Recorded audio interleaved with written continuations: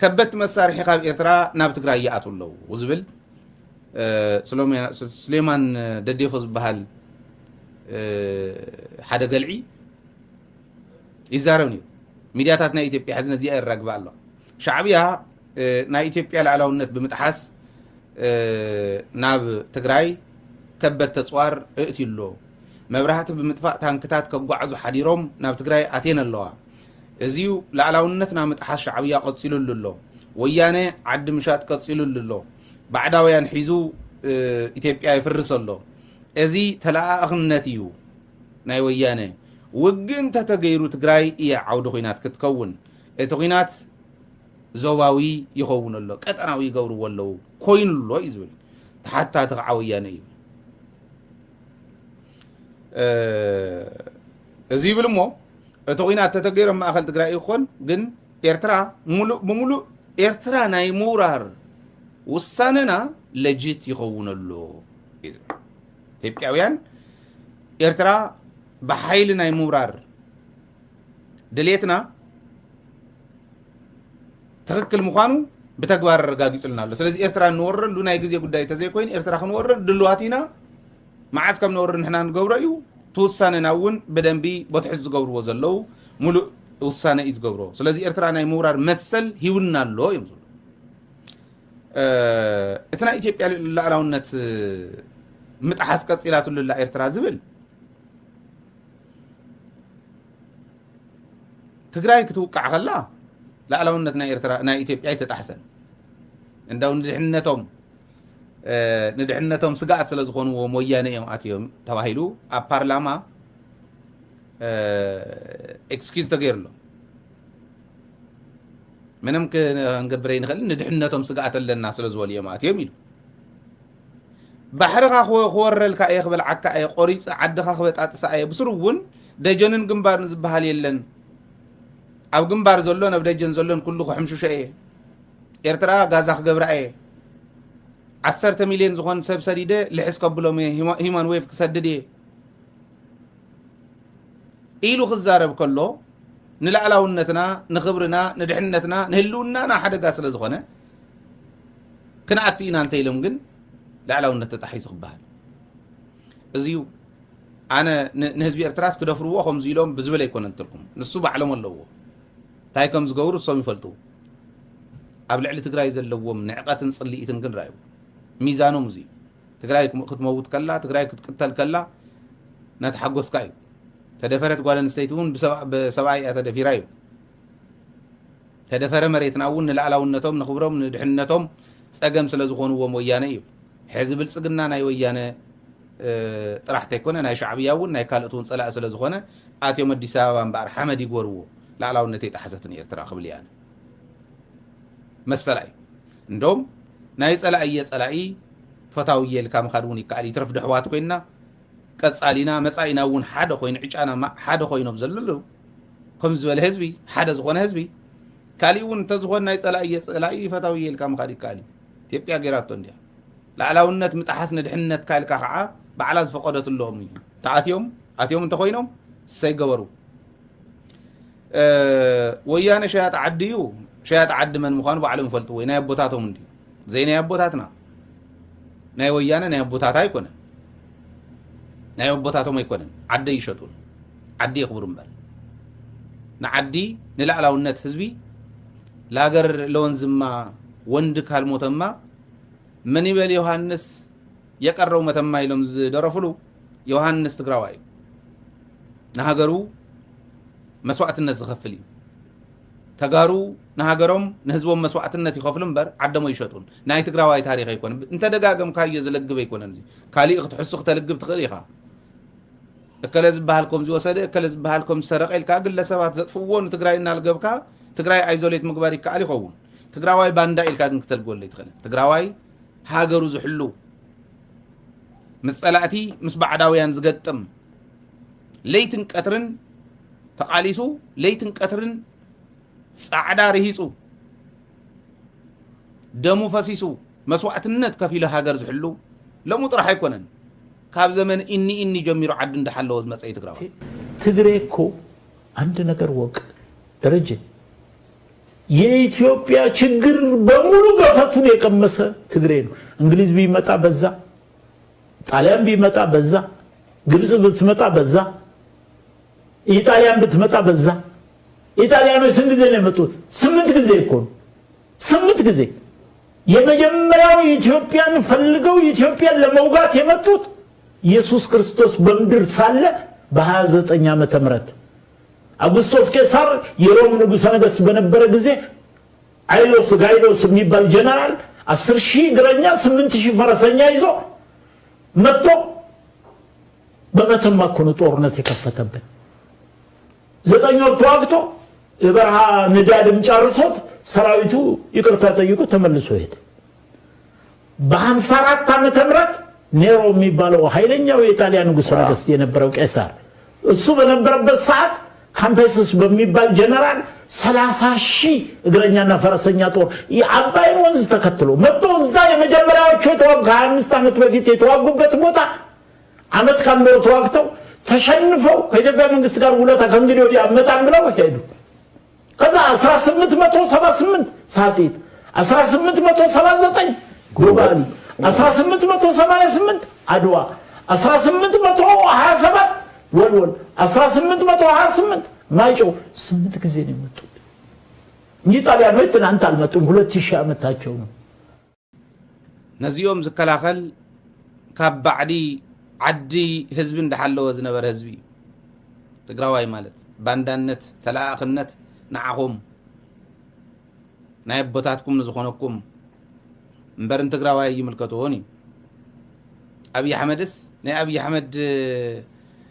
ገልዕ ወዲ ገልዒ ካቢኔ ተኣኪቦምስ ንትግራዋይ ኢኹም ኢሎም ክወቕሱ ኣይከኣልን።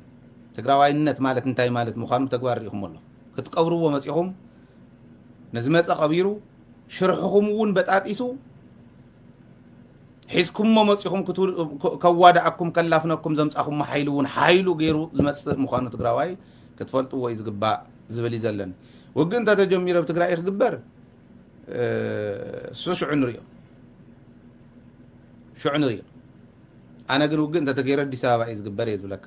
እዚኣ ቆሪፆም ክወስዱ እዮም ሕዚ ኣዲስ ኣበባ ኢና ክንዋጋእ ይብሉ ወያነ ክብሉ እዮም። ውግእ እንተተገይሩ ኣዲስ ኣበባ እዩ ክግበር። ብርግፅ ሓንቲ እታ ውግእ ናብ ኣዲስ ኣበባ እውን እስካዕ ዝብፃሕ ዝፀንሑ ይኮኑ እቶም ሕዚ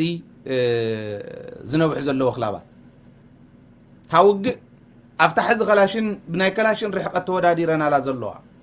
ኣብ ቦርደር ትግራይን ኣምሓራን ትግራይን ዓፋርን ዝኔዋ ሳንዱች እንተተገይር ፀላኢ ኣውያ ትውዳእ ተተወዲኣው ዳሓር ከም ጉያኻ እዩ። ኣዲስ ኣበባ ዘሎ ሰብ ኣብኣ እንተተሰይራ ይሓድር ይፀንሕ ኢልኩም እንተሓሲብኩም ኣነ ከትሕዚ ክእል እየ። ሓንቲ እያ ንሳ እንተተሰይራ ተወዲያ እዚኣ ከመይ ገሮም ዝሰብርዋ ከዓ እቲ ሓይሊ እቲ ናይ ሓባር ሓይሊ ጥሙር ሓይሊ ዝመፅ ዘሎ ባዕሉ እውን ጥሙር ሓይሊ ከዓ ኣሎ በዚ ንሶም እዮም ዝፈልጥዎ። ሓንቲ እያ ኣብኡ እንተተሰይሩ ድሕሪኦ ኣዲስ ኣበባ ጥቃ ዘሎ ኣብይ ኣሕመድ ኣብኡ ክማረኽ ይኽእል እዩ። ኣብ ኣዲስ ኣበባ ክማርኹ ይሕልፍዎ እዮም ዝብል እምነት እውን የብለይ። ካሃድሙ ክምኩር እንዲኦም ኣብ ኣዲስ ኣበባ ባዕሉ እዩ ክማረኽ። ናይ ፅምዶ ሓያልነት ክንደይ ናይ ምዃኑ ብደንብ ክሪኦ እዩ ማለት እየ። እና እቲ ኩናት ቀጠናዊ ኮይኑ ይብል ቀጠናዊ ክኾኑ እኮ ይብሉ ነይሮም። ከመይ ዝበሉ ብሉፃት ፖለቲከኛታት ምዃኖም እቶም ተጋርዶ ትሪኦ ኣለኹ። ማንም ተራ ጠቕምለኒ ዝብል ሰብ ከኣትዎ እዩ። ኣብዚ ዝተጀመረ ኣብ ትግራይ ዝጅመር ውግእ ኣብ ትግራይ ክውዳእ ኢሉ ዝሓስብ እንተኮይኑ ደንቆሮ ኢሉ ወስዩ መስፉ ዝገርም እዩ። ከመይ ዝበሉ ፖለቲከኛታት ከም ምንባሮም እዩ ዝገርመኒ። እና ነጊሮሞ ነይሮም እዮም ቀጠናዊ ኮይኑ ኢሎም ሕጂ ዝወጋሓሎም ዘሎ ኣዛቢ ኣብይ ኣሕመድ ድሕሪ 8 ዓመት ወጊዕሎም መጀመርያ ብሂወት እናሃለው ኩናት ተጀመረ ግደፉ እናተባሃለ ሰላም ይዝሕሸና ዳበለ ህዝቢ ትግራይ ሕገ መንግስቲ ይከበር ኣብ ዝብለሎ ዝጭርሓሉ ሽዑ ዝበልዎ እዩ። ውግእ እንተተጀሚሩ ኣብ ትግራይ ክውዳእ እዩ እንተኢልካ ኣበይ ከም ትጅምሮ እምበር ኣበይ ከም ትውድኦ ከም ዘይፍለጥ እንተዘይተረዲእኻ መራሒ ኣይኮንካን ግደፍ ኢሎም ኢልምንዎ ነይሮም ዲፕሎማትስ ናይ ትግራይ። ሕዚ ቀጠናዊ ኮይኑ ይብል ኣሎ تحتات وياني إخاوي لعن تحتات من مخانو تقوار كالرقاقس عالمون كتحتك كافية حزنا يربح حقود داي كوينو يمان نساقام كبلوا أخو اليوم صواحن قوة تسعير كاحتهدم كاللخا قن كحزو خايم نسام of course تحايلي يلقا كان قن أيلقو خان نساتو مون كول دالي قالسي سر شعبيا سر إرتران والله أب يونايتد نيشنون جميرا والله إثيوبيا أبسوا مسألة كونسل زبحال ناي هيومن رايتس كونسل أب يونايتد نيشن محبراو فورم ناي زبحال ليك أمنبر كوينا أبز عامة زيو إرترا ليك أمنبر ناي مريحنت عدل توهيوا أبزللو أزيني إرتراخ وهاب نوريو يمزولو سواء مسألات زرقص الله إرترا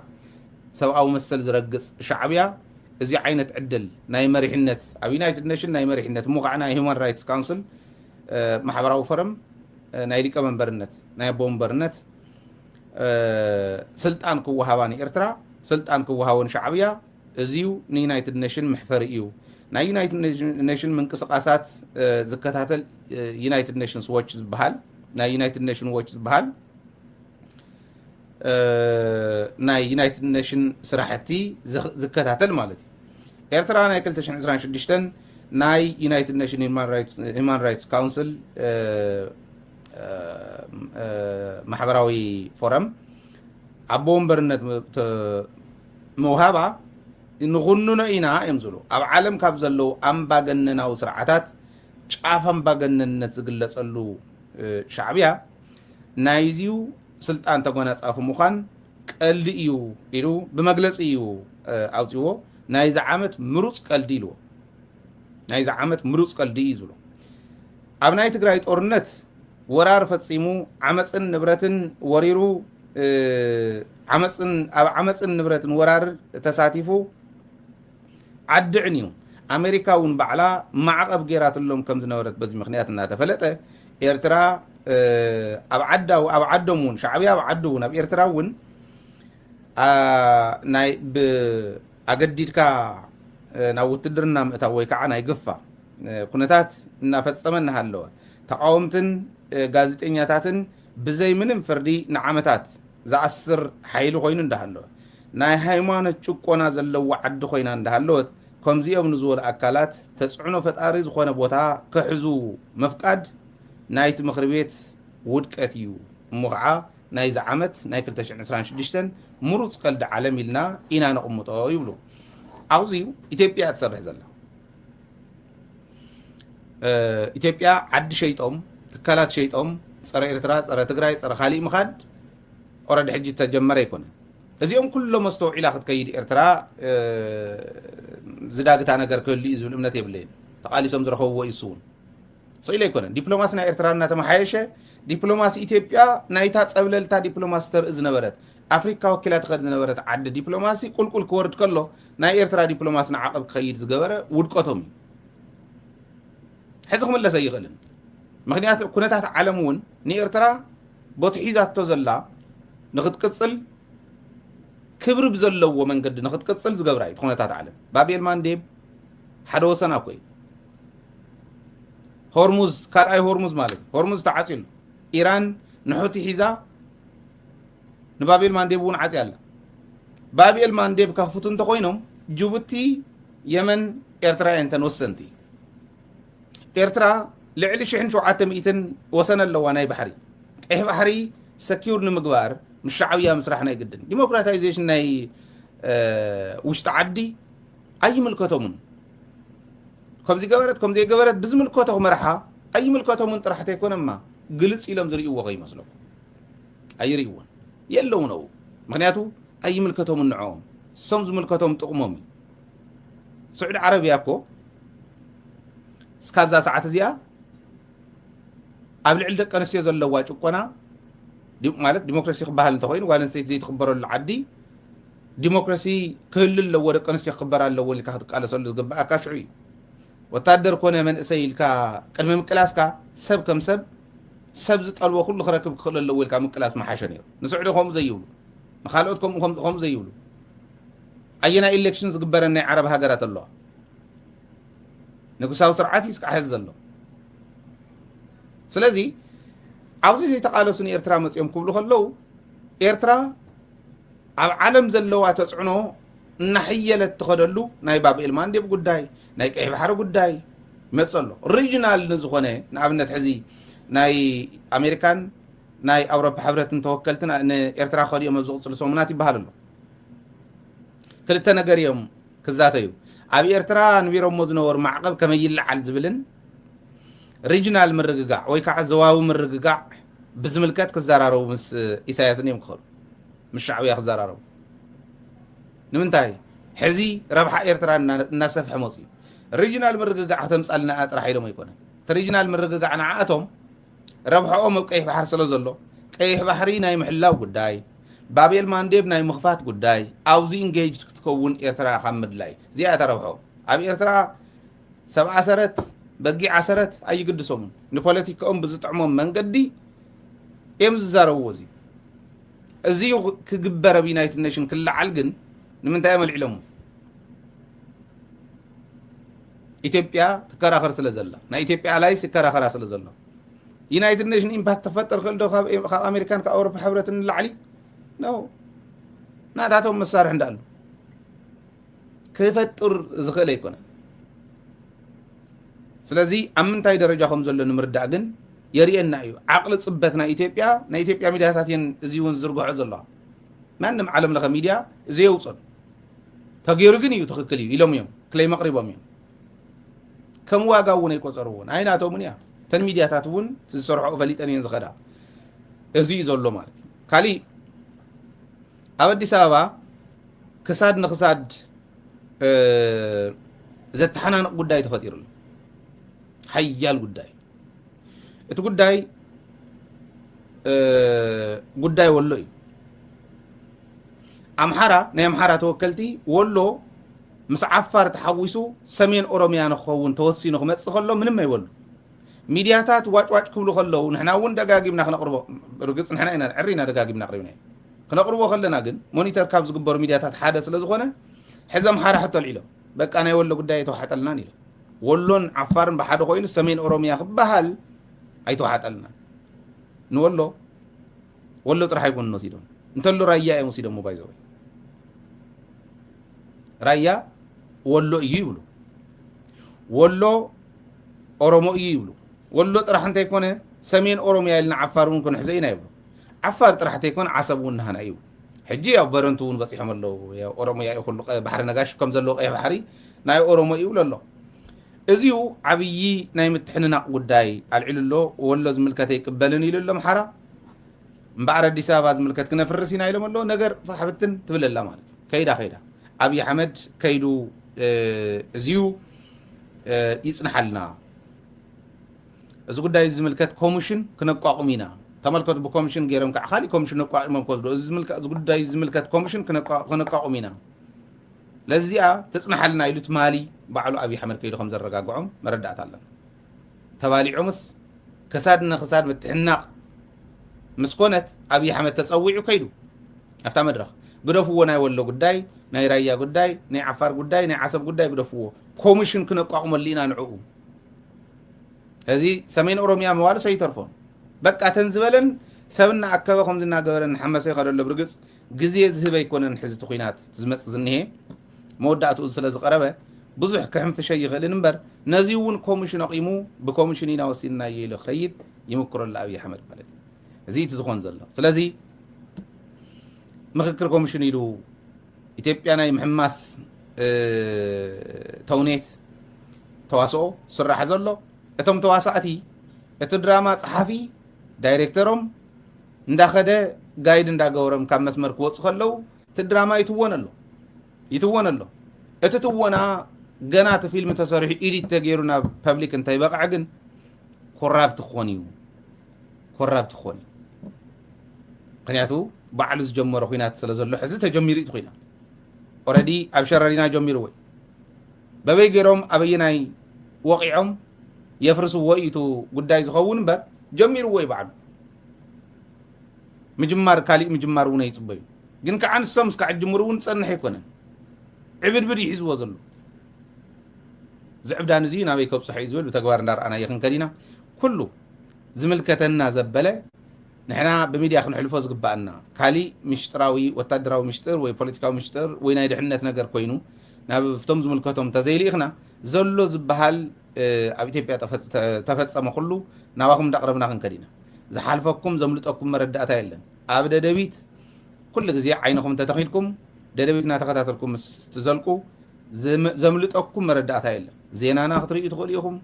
مدب زي أما مدب كواخم نواخم كالوت مدباتنا إن رأهم ناب كالوت وناب صحكم كتكدل لكم دبيتنا دلادلكم نحجزكم ندقفكم كتكدل لكم دبيت مدقاف قديتاكم يو نحنا خعا زلو مردأتا نعهم يمتن زولنا يوناي مقرب قديتا لنا إليه زامن دبيت تحجزوا لتفلتوا ويهم هيو زيلن في عيد نفسي اللهم